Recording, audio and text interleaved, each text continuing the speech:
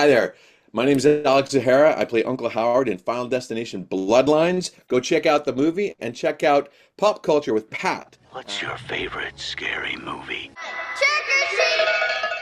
Hey guys, welcome back to Pop Culture with Pat. So excited to be joined by today's guests. Today I'm talking to Alex Zahara, who plays Uncle Howard in Final Destination Bloodlines. Alex, thank you so much for your time today. Hey, my pleasure, Pat. And I'm just going to give you guys a fair warning. This interview will contain spoilers about the film. So if you haven't seen it, make sure you go watch the movie. But I have a feeling a lot of you guys probably have already seen it, where the box office numbers this weekend. Congratulations, Alex. The saw was #1. And I'm pretty sure, if I remember correctly, it was the biggest opening for the franchise history so far. So congratulations. Thank you very much. Yeah. Thanks to me. Yes. So thank you. Oh, yes. No, I mean it's nice to be in a movie that's that big. It's just like, do I get any back end points? I don't Yeah. know. No, probably not. No. Is it a little too late to negotiate? Oh. Yeah. But I mean, it's pretty cool. It shows that fans have been, I didn't realize. I was like, wow, it had been 14 years since we got the Yeah. last Final Destination film. So I mean, fans were eagerly anticipating this. Now, to start things off for you, how familiar were you with the franchise coming into this movie?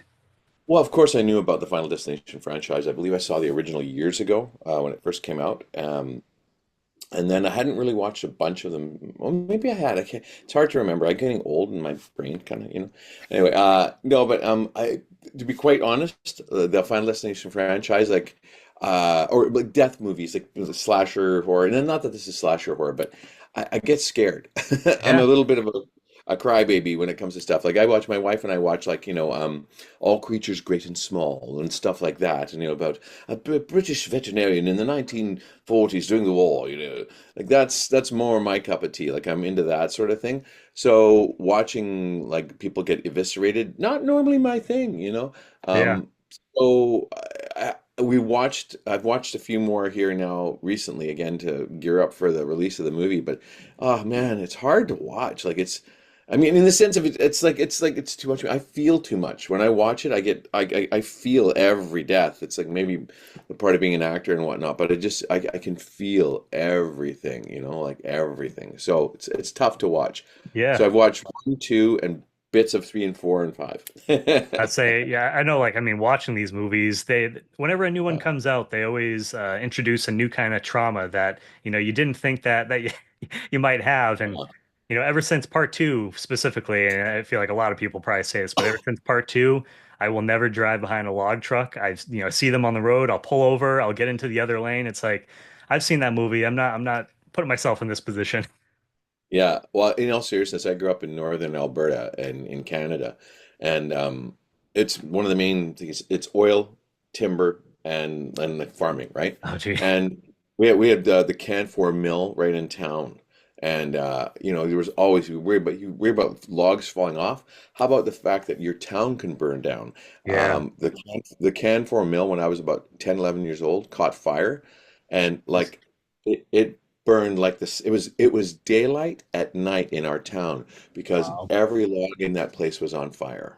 I So mean, that's there's true. another word for you. Yeah, Yeah. yeah. And I mean now, and specifically with this film, I'm always gonna Mm. check my drinks when they have ice in them. Speaking of, Yeah. Well, there's that. Shortly after the trailer came out with my character going, drinks, drinks all around, right?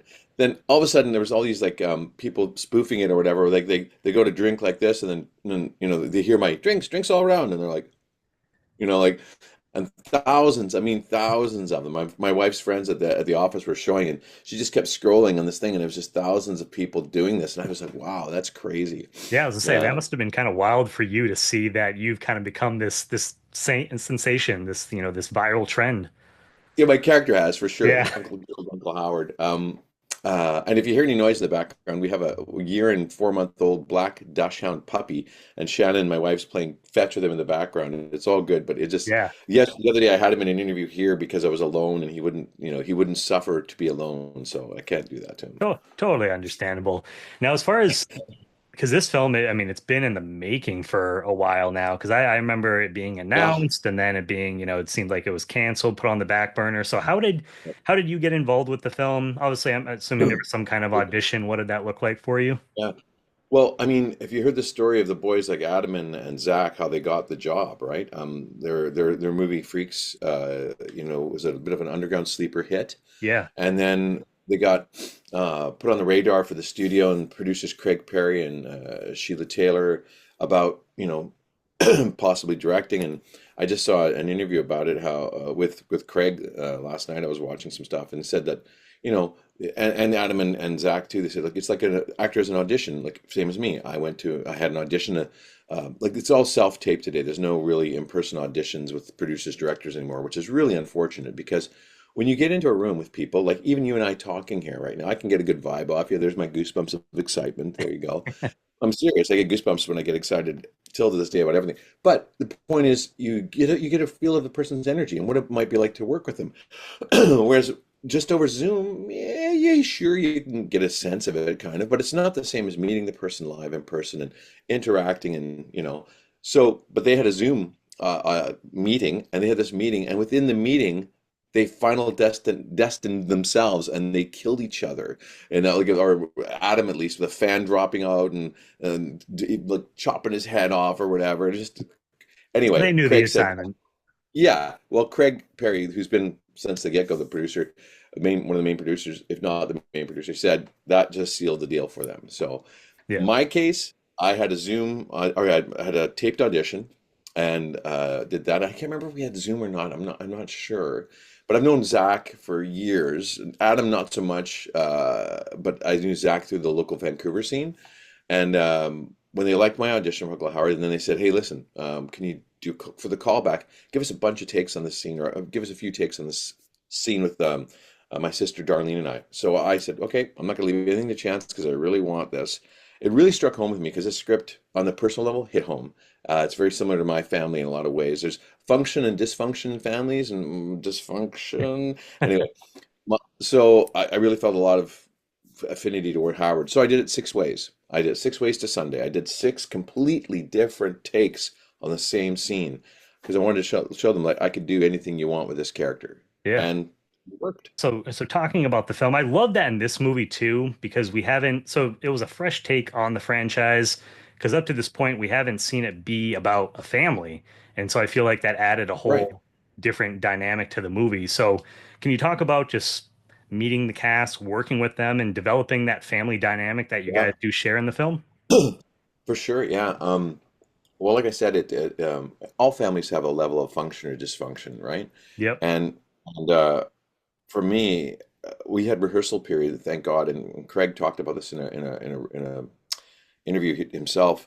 But he said like we were given rehearsal time, and you don't understand how precious that is. Like in theater, I come from a theater background. I've got a Bachelor of Fine Arts in theater from the University of British Columbia here, about that direction. Anyway, rehearsal time is great. So we were given rehearsal time. And so we rehearsed a couple, 2, 3 days. Some of these family scenes, like when I come in, my character comes in at one point and says, "Hey kids, lunch." And we start rehearsing and we start making lunch and then talking. And Steffi talks about like, the grandmother, etc., blah, blah, blah. Well, Yep. we rehearsed and rehearsed and rehearsed that. And then Zach and Adam, I've said this many times, are like two halves of the same brain. And Sheila was there and I think Craig was there too and others. And then obviously the writers were involved, and then they would go and say, "Okay, listen, we've done this. Now, no, improv. Like, feel free to improv. Maybe not the whole everything, just whatever comes up.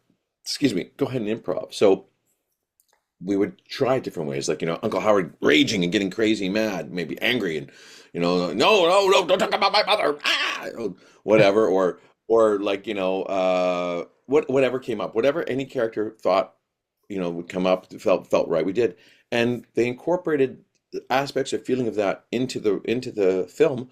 And when you rehearse it all these different ways, don't forget it informs your character more, so you can bring that energy forward in the film, right? Yeah. And so all the rehearsal period and all my own personal work just informed the character even more. So on the day when we filmed, it it translates. So yeah, rehearsal was essential.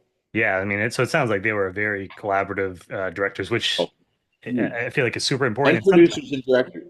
Producers too. Don't producers forget. I too. mean, Yeah. it's all from the top down, and they're all about collaboration. And like, mm, And Craig, I believe, has just been making involved it with this work. whole franchise, I think, since the beginning, I believe, right? So Yep, so he knows most of them have. exactly what goes into these things. Yeah, well, Craig and Sheila, they've been going since the get-go, and but that's what I'm just saying is like the whole, and even the folks from New Line and everybody, they were like right into making this whole thing come together. Like everybody, there wasn't. It didn't feel like to me that there was like well, because I don't know the behind the scenes, but I didn't feel like there was a studio, pulling the Yeah, strings and going, input. you do this instead and whatever and blah blah blah. Yeah. So that being said, I think it really became a collaborative effort. I feel like I'm having a hypoplectic mind go, but everybody contributed.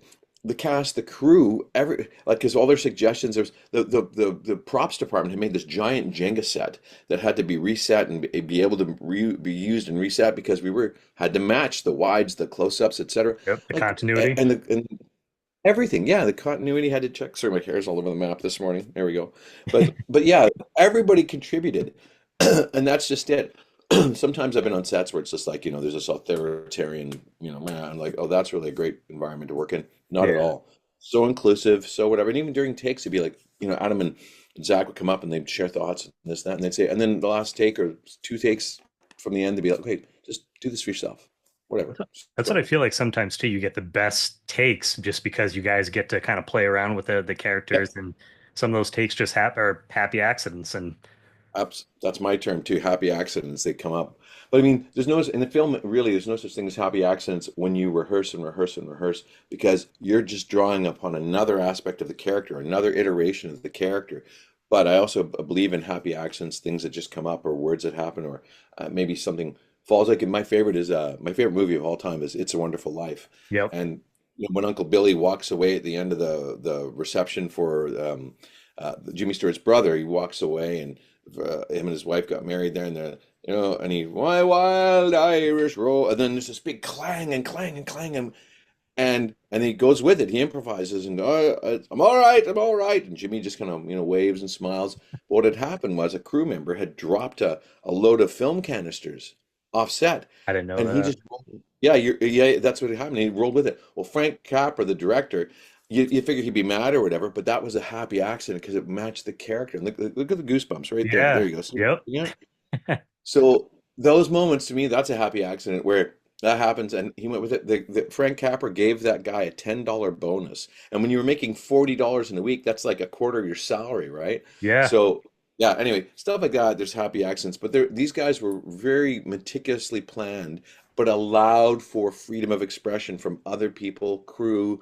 I mean, I've had crew members come up when I'm doing a film or whatever, and we can't figure out what's happening here, and the guy goes, "Why don't you call him a jerk?" I'm like, dude, that's amazing. Yeah, okay, let's do that.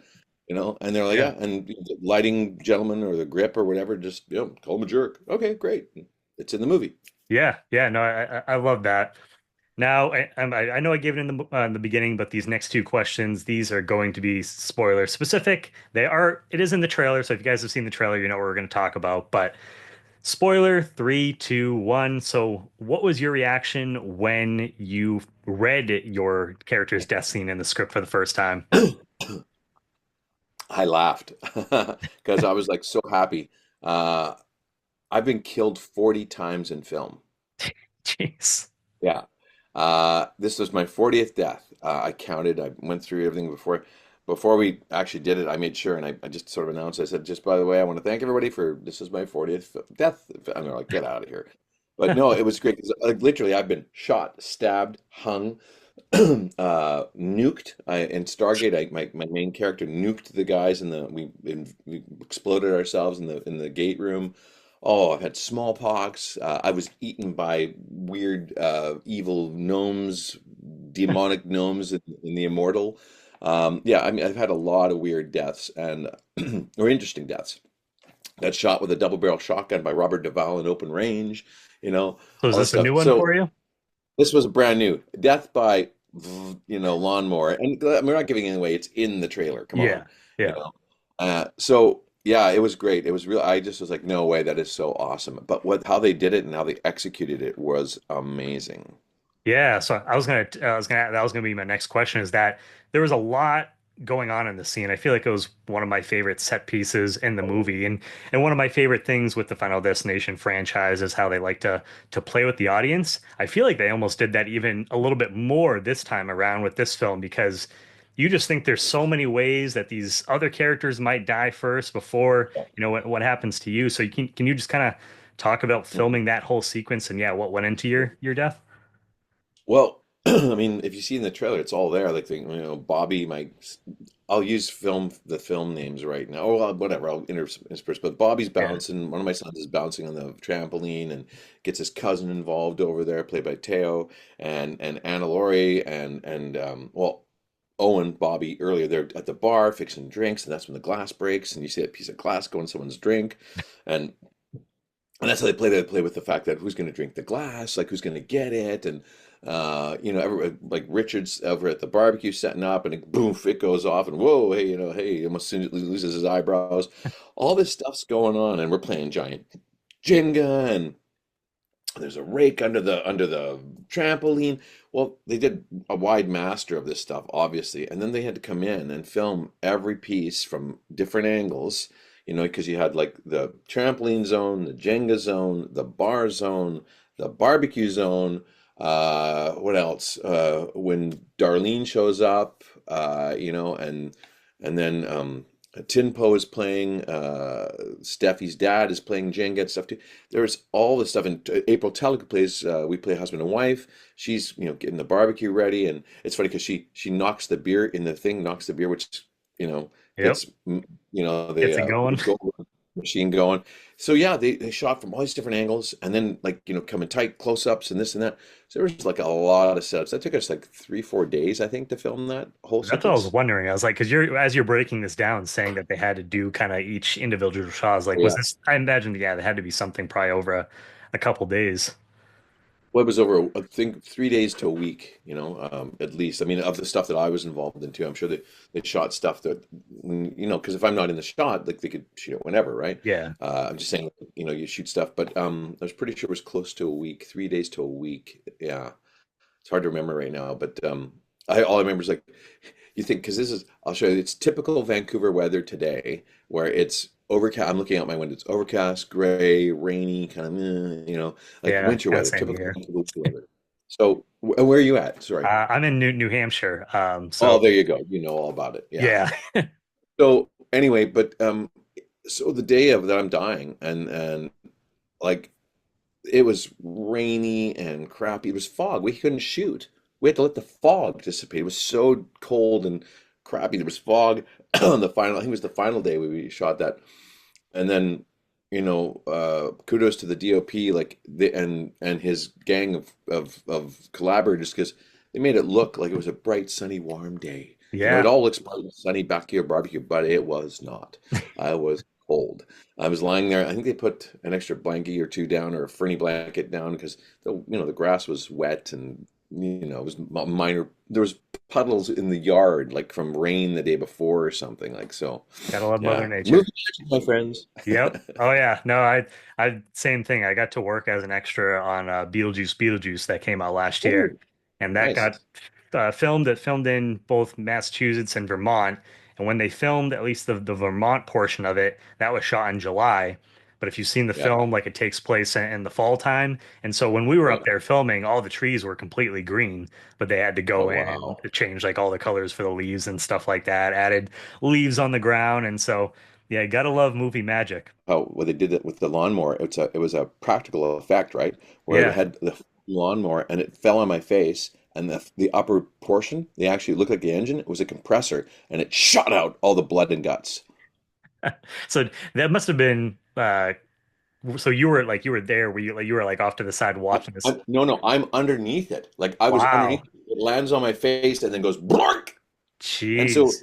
they used to have a big crane shot of me going like under the lawnmower and the blood just gushing out. Yeah. But Wow, that's cool. I wasn't sure if like depending on what they like use, like if they made but like a dummy of you or they something. did a life cast dummy of me, and they also chopped it up. But I think it was maybe too much because they didn't really use it a lot. It was Yeah. very fleeting, very quick. But they have a life cast. My wife posted it, and there's a life cast, and I look It looks exactly like me. It's frightening. With You talk about movie magic. Have you ever, in Lord of the Rings? And New Line Cinema did Lord of the Rings, and I yeah, just listened to the book, The Making of Lord of the Rings with Peter Jackson. Unbelievable what the strife they went through to get that made. But New Line just saved the day. Well, there's the giant tree like growing in Hobbiton, right? yep, And there's this, the leaves changing color. It's a fake tree. They yeah, actually put that in and painted every leaf. I'm like, are you joking? It's it's just crazy. enormous tree. Yeah, it's just enormous. And like you look at it and you think, because I've been there, I went to my wife, a real quick sidebar, we went to Hobbiton opening day of the new part of it. They actually built Bilbo's house Yep, underneath his hole.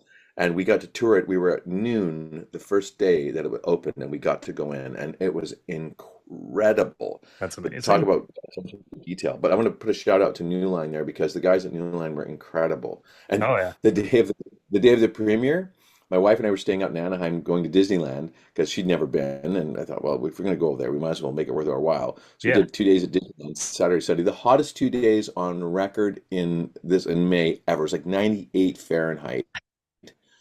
of course. Man, we had towels on our necks. We had to buy Mickey sombreros basically, or like Indiana Jones type hats. Yeah, Anyway, but we couldn't get from Anaheim to LA and back to the hotel to change and then back. So we took our stuff with us, did a Warner Brothers studio tour, and New Line Cinemas, they let us go into their offices at like 5 o'clock and into this massive ladies' washroom, and we put the thing against the door just in case. There's hardly anybody in the office, like two people, three people. yeah. And we changed, dressed for the premiere in the ladies' washroom at New Line Cinemas on the Warner Brothers lot. That was, That I was mean, that crazy. was, yeah, it's like the little things like that. I mean, that definitely that goes a long way. But of course, naturally, it's like the day that you would be there, the 2 days would be the hottest days Hottest days on record. on Real record. quick, I want to get his name right. It's Christian Sebald. He's the director of photography. There he is, right there. Yeah, Director of photography, unbelievable. Like the guy made yeah, movie magic again. Like, it's not movie magic. It's movie hard work. It's experience. It's time. It's effort. You know what I mean? yeah. And yeah, Shout out to all the individuals, the teams that we don't necessarily see in front of the camera, but we do see their totally. work on screen because so much goes into making a film, a Oh, TV or a TV series. It's a lot of anything. work. Short film. It's just Yep. like it's such, people forget it's such a collaborative effort. Yes, we're seeing, the final product you see is, and why we watch for the most part is to have a, vicarious emotional experience and Yep. something that hopefully transports us into that world and transforms us. Well, I mean, people like to say, like, what would they say about this movie? I hope they say about this movie too. It is all about family because for me, for my character, like it really was because we've suffered a lot as children, my sister and I in the movie, and we didn't have a decent childhood because the mother was so paranoid about death and cuckoo. So my whole character's whole thing was to build a better life for my kids, which is what we all want to do, right? Like have a better life for the next generation and a decent life for yourself. And in the original version of the script, just FYI, Yeah. Uncle Howard owned a place called the House, and it was supposed to be this big fun house for families to come and like I don't know, like I don't want to use business names, but for a restaurant slash fun time place to go for the families to Yep. build good memories. Well, they changed it. They wanted to make it more personal, and so it became his yard, theirs, well, his wife's, April's wife, April, my wife, Yeah. but the backyard, because the backyard is full of games and it's full of like, I think we had some throwing games like it's called cornhole or whatever. We had that in the Yep. background or all this other stuff. But it became for the family like that. There was such a party. And they had the big bar, they had the barbecue, the picnic, or the and eating area. Just it was to really build family memories and bonds, right? And that's what I think it is about. It's called Bloodlines. It's about sustaining the family, I you know? love the little details like that, and I kind of am glad that they went that way because yeah, it does make it a little bit more personable about family, like you Mhm. said, and man, like speaking of, just like I did not expect going into a Final Destination movie to get emotional, but the scene with specifically with Tony Todd's character where he Oh, gives his speech, and like I found out recently that I guess his last couple lines they just kind of said, Tony, do say whatever you want to say to the fans. And Yeah. yeah, it was tough. I just lost my dad this past year to cancer as well. Very well. So My seeing condolences. that movie, I got to meet Tony twice over the past like decade or so at like different conventions and stuff. So I've gotten to meet him in person. So it's like, man, watching that scene, I was like, wow, that just really hit. And now, did you get a because I know like your character died beforehand. Did you get a chance to meet Tony at all, or No, no, no? unfortunately, I could no, I was invited to set, and I went to set when they were filming like a lot of the reshoots and stuff, or reshoots and added bits with I think it was with Richard's death, his character's death, which I'll Yep. say nothing in the film, that aspects of that, the other characters' deaths, and then yeah, but I could have gone and seen him had I known the schedule or whatever. I could have gone. Yeah. Actually, I wish I would have. But and it's just funny. I wish I would have because I have a connection, a 6 degrees of separation to Tony Todd. So in 19, oh, we have to look at. Do you know what year Candyman came out? Like 93, 94, I think it 95? actually might be 92 off the top of my head, Oh, well, possibly. okay, maybe 92. Anyway, we'll look it up. But so I was going to the University of British Columbia and I was in the Film Society and I was the personnel manager. So I would make sure that we had a big 450-seat theater that we ran and showed movies at throughout the weekend on weekends. Was the like weekends was like second run. So after movies had their first run, they would go like, at the main theaters, they would come to this college theater, university theater. Columbia TriStar Pictures calls up out of nowhere, just out of the blue. Hey, would you guys like to host Groundhog Day was the first one. I mean, yeah, great. So I did the West Coast premiere of Groundhog Day in Canada. Oh, wow. But jump ahead, the next movie they wanted us to do was Candyman. And it was the same year. Wow, dude, yeah. So I hosted the West Coast premiere of Candyman starring Tony Tony Todd. Todd. Yeah. Yeah, and Wow. I just like I wanted to tell him that story and you've seen his work in everything and like Star Trek and all Oh, over. yeah. Like the guy's been around and he's such a good actor. Yeah. He's really good. And see, that's the thing that kills me is like I just really wish I would have gone and met him just to say, hey, I really admire your work because I, when you admire actors that aren't like big superstars that actually are decent actors that you really wish you'd meet, and he was one, and I really regret not being able to see him. Yeah. I mean, he was for just the small interactions that I had with him at like the cons. I mean, he seemed like a great guy. And yeah, I mean, just his different roles throughout his career. He had such a presence Diverse. about him. Yeah. Diversity to all his different, roles that he's done throughout his career. And I mean, what a great, goodbye to him and his character. Oh, It's like I was very happy with that. so when you were in the theater, did everybody react or applaud when that happened? Because I've seen it twice now at the Vancouver advanced screening and Yeah. at the premiere. Everybody was like, "Oh," and they're just like applauding and like I saw some people crying. Yeah. You I'm know, speaking of like goosebumps, I'm just like getting like goosebumps like talking about like that scene. Cause yeah, there were some you could hear people murmuring as like that his scene was ending. Um well, obviously he was very ill at the time. He'd lost a lot of weight, yeah, and he knew he was not going to make it. We all knew that. yeah, And but I mean, that's just it. Like, why not keep doing what you love to do? He loved to do it, obviously, and close out the franchise for his character in such a beautiful way, how they oh did yeah. it too. Yeah, how Like they handled I that really was think amazing. I really think this film is expertly crafted. I mean, there's craftspersonship right from I think the first time, fingers hit keyboards or pen hit page to everybody throughout this. Even the marketing. The marketing has just been incredible. And I shouldn't like I don't know all the marketing, whatever. No, but it helps people get out there. But just Oh, it does, yeah. everybody has just done 110% for this movie. And so I think it's being and it has a great legacy. But yeah, I don't know, man. It's just But I think with how good it is too is I mean Mm. the box office speaks for itself too. I mean I think a lot of people came out they were hearing good word of mouth from people. I think honestly And next week like I think it's going to still have like it's going to have some good legs going into to next week as well because it's getting a really positive word of mouth from people. totally. And that's the other thing too, you got to take into account is the effect of the fans. Like Hmm. this has a built-in audience in the sense of, but they're also very critical. Yeah, So had this movie not worked, they would have told us. They yeah, would have let you know, like, no, this doesn't work. But I personally, my humble opinion, I think it absolutely works right from the get-go. yep, Um, it's got a lot of time for character development. I mean, action stuff happens early on in some respects, like can't say too much. Because it takes place in like different timelines, right? It takes place in yeah. the 1960s and Which I present really day. enjoyed that.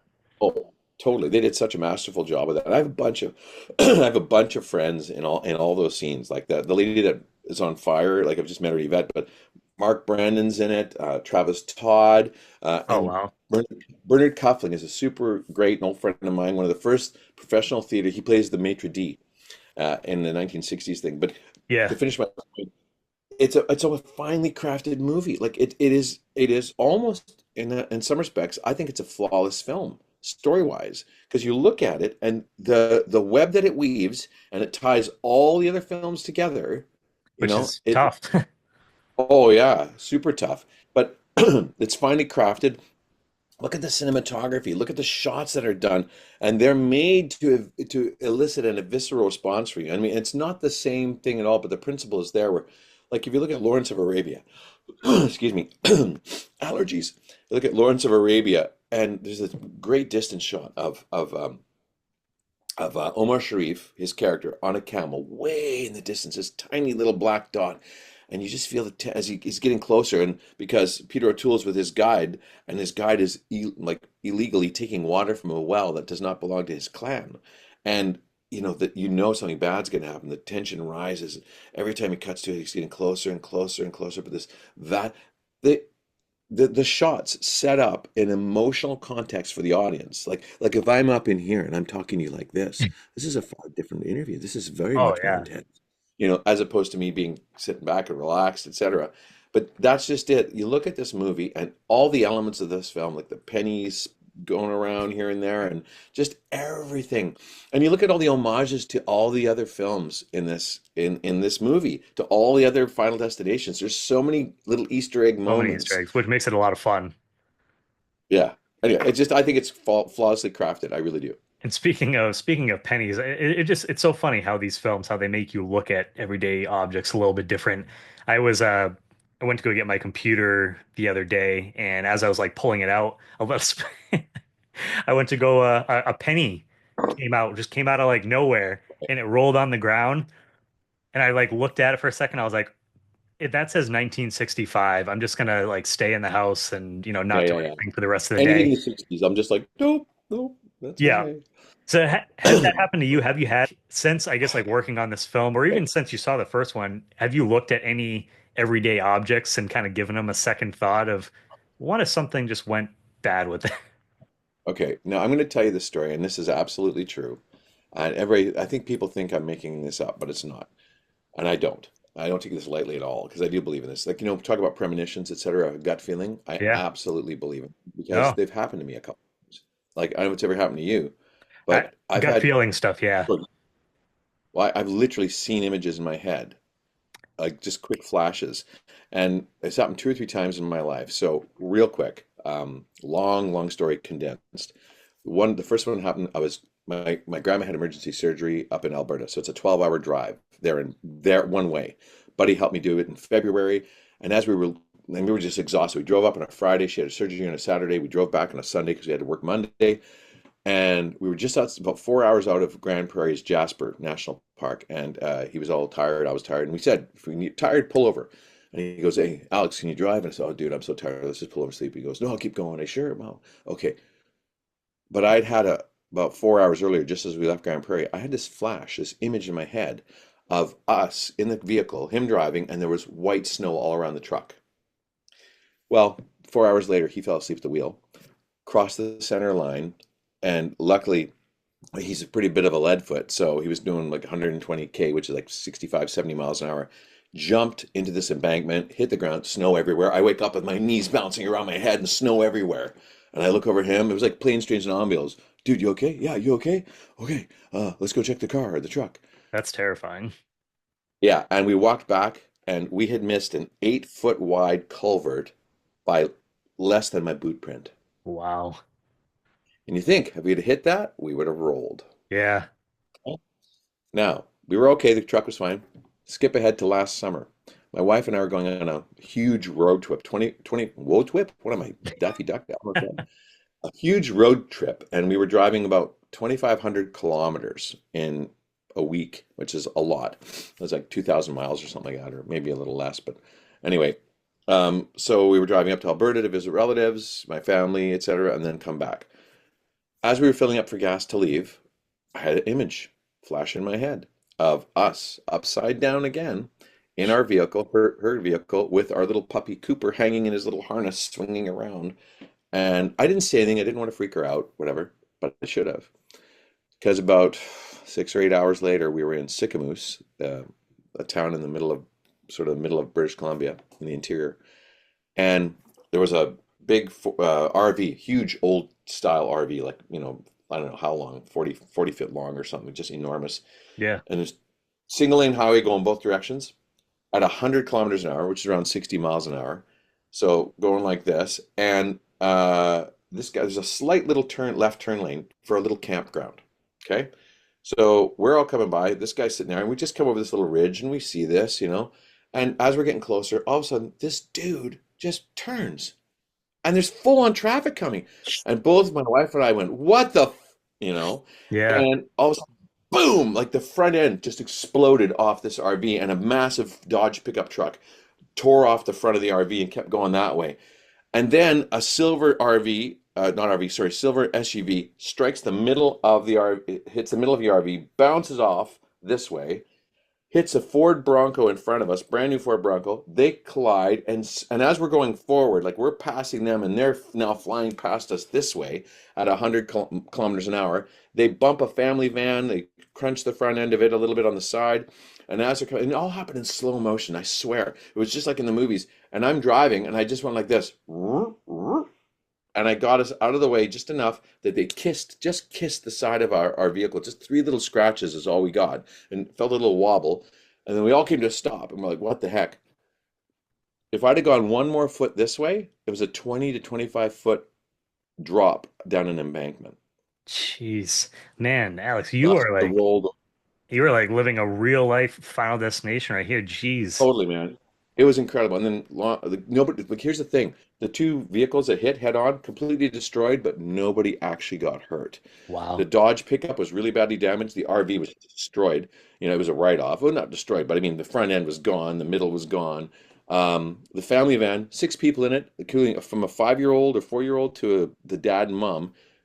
They just the front end of the vehicle was crunched a bit. And, I was a lifeguard for years, so I immediately we pulled over and I ran back to help, but everybody, not even a Band-Aid, not even a Wow. Band-Aid. The older gentleman, he was a retired RCMP officer, like Royal Canadian Mounted Police, but he was, I think, in his late 70s, early 80s, so he shouldn't probably be in driving because his judgment was off. Like, I mean, there's no way you could not move that vehicle that fast to get out. There's no way. Yeah. So anyway, nobody got hurt, but those two moments of my life stand out as I've had that happen. That's absolutely true. That is absolutely true. And I guess the point of the story going forward, Alex, if you ever have one of these premonition things again, take Yeah. heed of it this time, because man, I that is know. crazy. I know, but isn't that kooky? Like, I mean, Yeah. this is absolutely true. I'm not making this stuff up. I'm not trying No. to, foster No. more of the mystery of the franchise. This stuff happens. Do you know the reason this began, right? Final Destination began because a woman, I talked to the original writer, Jeffrey, at the red carpet. And here's the goosebumps, man, again. He said that it was based on an article of a woman who was warned by her mother, I believe, not to go on this flight. So she changed the flight and the flight crashed. Oh, I think I might have heard of that, but Yeah. yeah, I He mean, read that. He was reading that article, read that article, heard the story, and then that's what spawned the idea for him. oh, I mean, a great idea for a film, and like something I didn't have like a premonition or anything like that, but it's just things that make you think. I got into a car accident 4 years ago now, and Yeah. like I'd went out to the store to go get something and then was coming back and it happened. And I was just thinking, I was like, imagine if I was in Target and I just decided to go down one more aisle, look at something else. Just all these little things had to line up perfectly for me to be in that moment for that to happen. So, and Totally. I try not to do that because it's like you can just go down a rabbit hole of all these different, Absolutely. these things. But it's like it makes you think a little bit. Just like, yeah, if things were just a little bit differently, I Mhm. would have completely avoided that. So I no, I totally believe you when you say that. Well, yeah, but there's lots of people that have had images, and well, I think we're energetic beings, right? And you talk about getting a vibe off of someone. Yeah. You know, like walk into a room, like audition rooms. I've been told by so many directors and producers, I wanted to hire you in the first 15 seconds when you walked in the room. It's 'cause the energy we get off of people. We're energetic beings. So the Yeah. fact that we can pick up a vibe of, hey, something's going on here. Totally. I mean, look at animals. Animals like dogs, you know, when they know something's wrong with somebody, like they're just, Yeah. you know, like they know, right? They know, and so do we. What happens is over our lifetime, we get taught to ignore that. Like we go to school and we have to sit down, be quiet. There's 30 of you. I'm a teacher. We have to, you know, suppress your instincts, suppress your whatever, because for the greater good of the group, we have to do this and that and whatever. Yeah. No, like real quick, I'm not like I was a chatty Cathy when I was a kid. I'm still a chatty Cathy, but I was caught talking in school one day. But this is the thing. I think I don't like the repression of a student's like innate energy, right? I got caught talking in class or whatever, and this one teacher, my grade 9 teacher, and she said, like, you know, my nickname is Sandy. She said, Sandy, you know, get up here in front of the class. Now you have to talk for 10 minutes straight. And if you do that, I'll give you 10 extra marks on your report card. But if you don't, I'm taking 10 marks off. And I was like, oh, you know, and then she put me on the spot and the kids were giggling and it just struck me. I went like, well, I didn't know that Pat didn't know that he didn't know that I didn't know because Pat didn't know that I knew. But Shauna didn't know that Pat didn't know because Pat didn't tell Shauna that she didn't know. But I didn't know that Pat didn't know. He didn't know that she knew that she. And I went through all the kids in the class. Shauna didn't know that Mike didn't know that Fred didn't know that Tom didn't know that Sally didn't know. That's And I went hilarious. back and forth with this. Oh, and her face just dropped off her head. You know, like she's a Wasn't bit of a expecting mean that. lady. No, but I mean, like why not channel my energy Yeah. somehow other than trying to make a punishment, right? You know, but this is the 80s, you know, whatever, 70s, whatever. Yeah. Anyway, long story short, she was not a nice lady. Tried to fail me at the end, gave me like 2% more, just enough to pass. And I just said to her, well, listen, I mean, okay. She goes, I said, why'd you do that? I came in every day after school for extra. You said I was failing. She made me come in every day after school for the last couple months for extra work. And then she goes, oh, I just don't like you. Oh, it's because I made her look bad, right? Yeah. And I said, I'm really sorry you don't like me or your life because obviously you don't like teaching, you don't like your life. You should maybe consider something else because I'm going to move on to grade 10 and have a lovely life. See ya. And I Ooh. walked out of the room. I did for Good for real. you. Oh yeah, she got nasty with me and I said, "Well, let's call my mom and dad. Let's have them come down because they know I've been here every day after school and all my tests I got 75% or more. So Yeah. me getting 52, it's not going to add up." And she just like I anyway, love I I'm love that not though. espousing that's, but that's not me being whatever. But I'm just saying, No, yeah. listen to the vibes, the energies, and I listened to my energy back then, and luckily my parents fostered that too. My dad said to me, "You can do and be anything you want to do and be in life. Just remember, it doesn't make you better than anyone else." Yeah. No, agreed. So I had good And guidance. and just to wrap things up for you, Alex, is there anything that else that you would like to say about, just working on the film? Anything you'd like to say to the fans, and where can they stay up to date with you in the future moving forward? Yeah, well, in all honesty, this is and look at the goosebumps. I can't lie. Seriously, like I get goosebumps like crazy when I get excited. This is a great film. And I really mean that. Like I had a great time at it. Like a lot of people, the blood and gore, a lot of people can't stand that. Look beyond it. Because the first half of the movie, there's not a whole ton. I mean, through the flashback sequence at the restaurant, sure, there's some stuff happening there. Yeah. Can't say too much. But but there's a lot of character development. There's a lot of character development. So you get to know the characters so when the Makes you main care about them. characters, such as myself, yeah, you start to care. So you're behind them, like rooting for them, wanting them to succeed because you're vicariously being them, right? Yeah. So you're going to have a good time at the movie. It's going to be one you're going to enjoy, and it does. It has a very positive message. What will you do to preserve the family? Who do you love? Why do you love? I How mean, powerful. time like Tony Todd's character says, life is precious. Don't waste the moments. Yeah. I think I'm paraphrasing, but it's true. Yeah. Um, it's going to be great. Go enjoy it. I'm in another show on Paramount Plus. It streams called School Spirits, starring Peyton List Yeah. from Cobra Kai and oh gosh, Mannheim, Cameron Mannheim's son, Milo Malcolm. Man. Milo, Milo. sorry, Yeah. Milo Manheim, amazing guy. This guy's like, you know what they say, number ones, number two, whatever. Like they set the lead set the tone for the film or the thing. She does, he does. Incredible show. I play the principal of the school that her character has been killed in, possibly, Yep. and her spirit comes back, and she meets all these other spirits of all the kids that have passed away in high school that have yet to move on.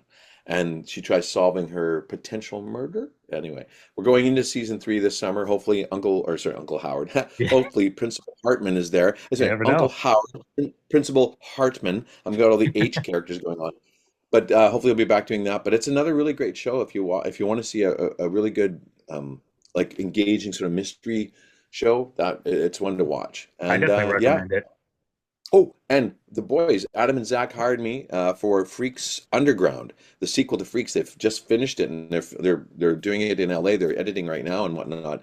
But I play an emergency room surgeon in that. It's not giving anything away, but check out Freaks.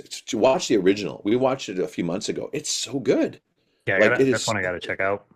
Oh, you got to check it out. It's so good. And now Freaks 2 coming out. So yeah, there you go. Perfect. Well, hey, Alex, it's been great getting to talk to you about, your career, just some of the stories that you shared, like that's some crazy stuff, and obviously talking about Final Destination Bloodlines. Make sure you guys, if you haven't seen it, go out, check it in the theaters. It's a great time with an audience. I saw it with a packed audience in IMAX, so I can't recommend it enough. And you're welcome Totally. back anytime in the future. Oh, thanks, Pat. Virtual handshake. There you Yeah, you're very go. welcome. Hi there. My name is Alex Zahara. I play Uncle Howard in Final Destination Bloodlines. Go check out the movie and check out Pop Culture with Pat